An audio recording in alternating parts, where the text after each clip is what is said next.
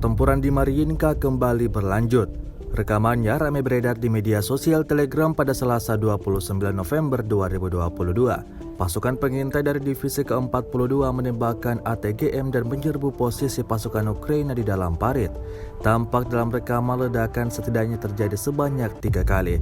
Terpantau dalam parit ada seorang tentara Ukraina yang kalang kabut, berlari kebingungan tidak dapat merespon tembakan dari pasukan Rusia.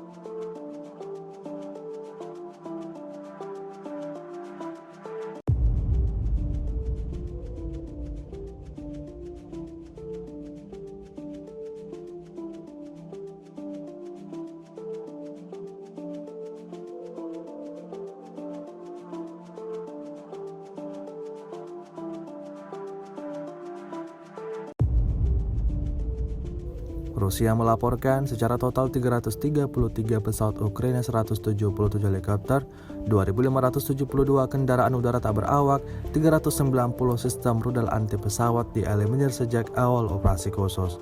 Dari kubu Kiev, Kementerian Pertahanan Ukraina melaporkan 590 tentara Rusia dieliminir dalam sehari terakhir. Total 87.900 prajurit Federasi Rusia meninggal sejak awal konflik hingga hari ke-279.